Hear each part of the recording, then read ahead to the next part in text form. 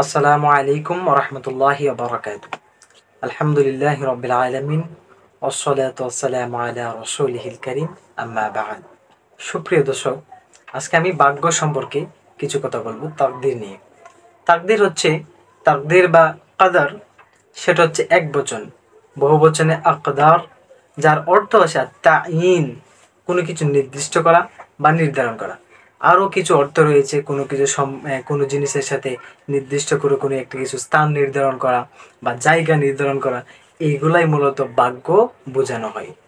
মোট কথা হচ্ছে যেই কাজটা আমাদের সাথে সম্পৃক্ত, আমাদের জীবনের সাথে হবে, গঠিত হবে, সেটাকে তাকদীর বলা হয়।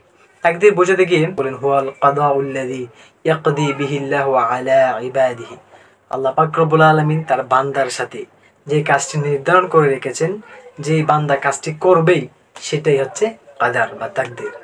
ইমাম আবু হানিফা রাহমাতুল্লাহ আলাইহি বলেছেন, আল্লাহ পাক রব্বুল আলামিন বান্দার জন্য যে কাজটি একবারে নির্ধারণ করে যে রেখেছেন, নির্দিষ্ট করেছেন, যেটা তার সাথে হবে, সেটা হোক উপকারী বা অপকারী, হোক সেটা ভালো কিংবা মন্দ, যেটা সে করবে এটাই হচ্ছে তাকদীর।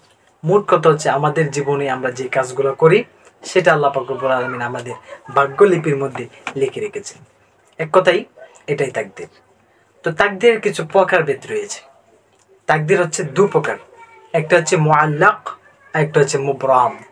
মুবরাম যেটা, সেটা হচ্ছে সেটা পরিবর্তন হয় না। রাসূলুল্লাহ সাল্লাম বলেছেন আত-তাকদীর লা ইরাদ্দু, এই তাকদীর পরিবর্তন হয় না। এটা যদি আমরা পরিবর্তন করার চেষ্টা করি, হয়তোবা কোনো সময় পরিবর্তন হবে না। যেটা আল্লাহ পাক রব্বুল আলামিন একবারে সিল দিয়ে রেখেছেন, এটা হবেই হবে। এখন আমাদের কোন কাজটা হবেই হবে সেটা আমরা জানি না। তবে উদাহরণস্বরূপ আমি একটা বলতে পারি, সেটা হচ্ছে মৃত্যু। এই আরেকটা আছে মৃত্যুর সময় বা মৃত্যুর স্থান, এটা কোথায় হবে বা কখন হবে এটা আমরা জানি না, কিন্তু মৃত্যু এটা সুনির্ধারিত, এটা হচ্ছে মুবরাম। আরেকটা হচ্ছে মুআল্লাক, যেটা ইল্লা বিদুআ, রাসূলুল্লাহ সাল্লাম বলেছেন দোয়ার মাধ্যমে এটা পরিবর্তন হয়ে থাকে। কেউ যদি দোয়া করে, কেউ যদি ভালো কাজ করে, কেউ যদি সাদাকা করে, তাহলে এই তাকদীর পরিবর্তন হতে পারে।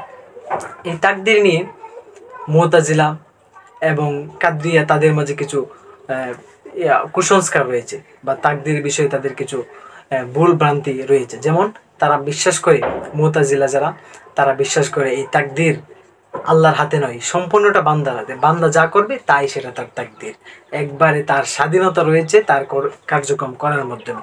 তারা মনে করে যে আল্লাহ যদি ইচ্ছা করে এটা সে করবে, তাহলে এটা নয়, মানুষ যেটা ইচ্ছা করে সেটাই হবে। আর এদের সম্পর্কে রাসূল সাল্লাল্লাহু আলাইহি ওয়াসাল্লাম বলছেন আল কাদরিয়া মাজুসু হাদিহিল উম্মাহ, মাজুসু হাদিহিল উম্মাহ, যে কাদরিয়া বা মুতাজিলা তারা হচ্ছে এই উম্মতের জন্য অগ্নি পূজক। এক কথায় তো আহলে সুন্নাত ওয়াল জামায়াতের অভিমত হচ্ছে এই তাকদীর এমন একটি জিনিস যেটা আল্লাহ পাক রব্বুল আলামিনের পক্ষ থেকে নির্ধারিত। আর কিছু কিছু জিনিস আমাদের জন্য রেখেছেন, যেটা যদি আমরা দান করি বা ভালো কাজ করি, সেটা পরিবর্তন হতে পারে, যেটা আমাদের জন্য কল্যাণকর, সেটা আল্লাহ পাক রব্বুল আলামিন আমাদের জন্য দিতে পারেন।